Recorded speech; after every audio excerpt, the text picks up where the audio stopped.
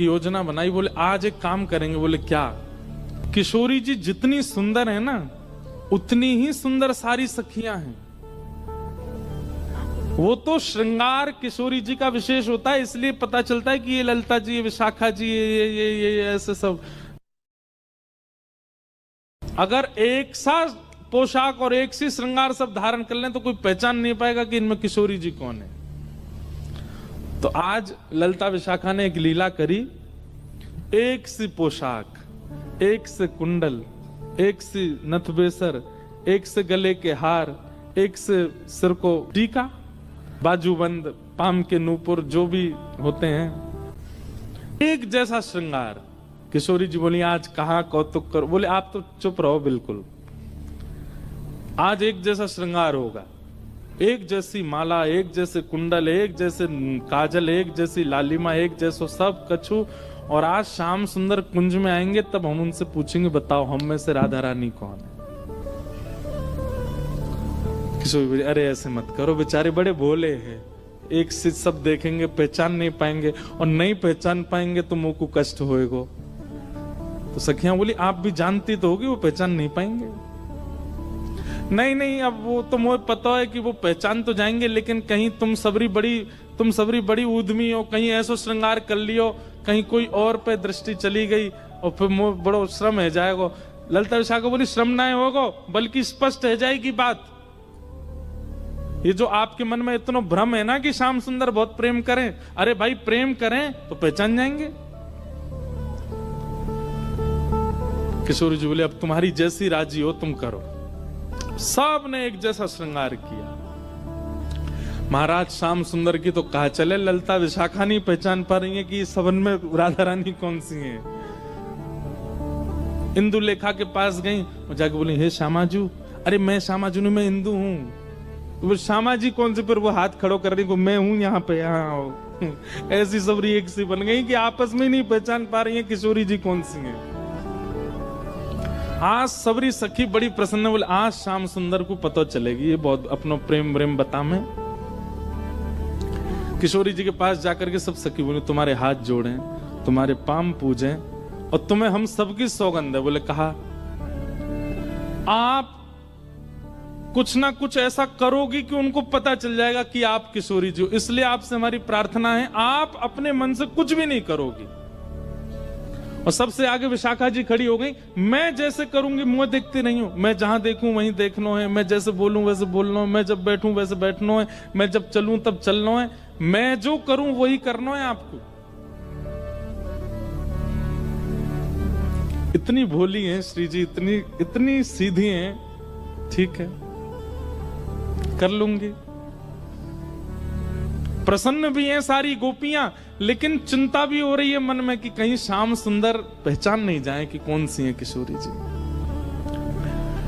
आहा, शाम की बेला हुई, ठाकुर जी बढ़िया सुंदर कटकाचनी पहन करके, मुकुट धारण करके, सुंदर श्रृंगार गलमाला पहन करके, और कानन में बढ़िया मकराकृत कुंडल धारण करके वंशी बजाते भय निकुंज में जैसे ही आए। निकुंज में प्रवेश करके जैसे नेत्र खोल करके देखे, आज तो भैया 9 राधा रानी खड़ी हैं सामने, अष्ट सखी और किशोरी जी। ठाकुर जी बोले जे का भैया ये सबरी किशोरी जी कैसे बन गई। अब सामने 9 की 9 एक साथ बोल रही हैं, आओ श्याम सुंदर स्वागत है। अब 9 को एक ही स्वर निकलो, भैया जी काहे गो ये इतने सारे कैसे है गए। अब एक कोई बोल जाएगा और बाकी शांत रहे तो ठाकुर जी को पता चल जाएगी ज्यादा चपड़ चपड़ बोल रही है जो विशाखा है, तो इसलिए सब एक साथ बोल रही हैं, हे श्याम सुंदर। आप कहते हैं कि आपका और किशोरी जी का बालपन का संबंध है, आप बचपन से ही एक साथ हो। ठाकुर जी बचपन ते नहीं जन्मन ते संग हैं, हमेशा ते संग है। तो बोलो ठीक है, अपने आप उंगली रख करके बताओ हम में से किशोरी कौन सी है, हम में से राधा रानी कौन सी है।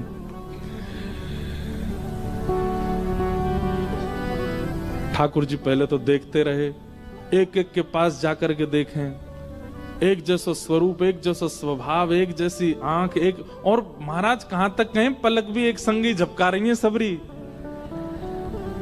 ठाकुर जी को आज नानी याद आ गई अपनी, बोले कि भैया कौन सी किशोरी थी। वास्तविक में ठाकुर जी को सब पता है, लेकिन अब लीला किशोर सखियां कर रही हैं, यही तो लीला है, यही तो निकुंज का आनंद है। तो ठाकुर जी भी उसमें ईश्वरत्व प्रकट नहीं होने देते। लीला है तो लीला ही चलने देंगे। वहां ठाकुर जी सहज ही ऐसे हो जाते हैं, ठीक है नहीं पता मुझे। एक एक के पास जाकर श्यामा जी, मैं आपको सौगंध खा के कह रहा हूं, आप जो कहोगे सो करूंगा। अब पता नहीं कौन सी सखी है सामने, उससे ही कह रहे हैं, एक बार बताए तो आप ही हो ना।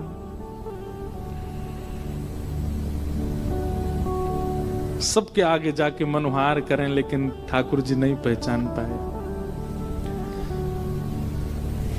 ठाकुर जी बोले अब कहा करूं मैं, कैसे पहचानूं, कैसे ढूंढूं कौन सी है इनमें तो किशोरी जी।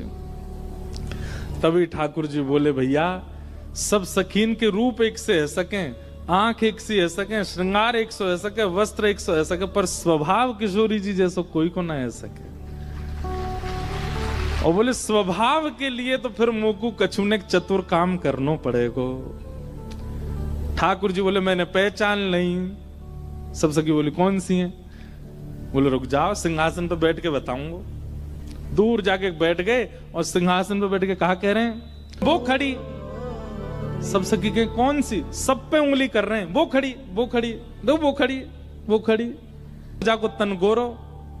सब सखी बोली हम सबन के बस तन गोरे हैं।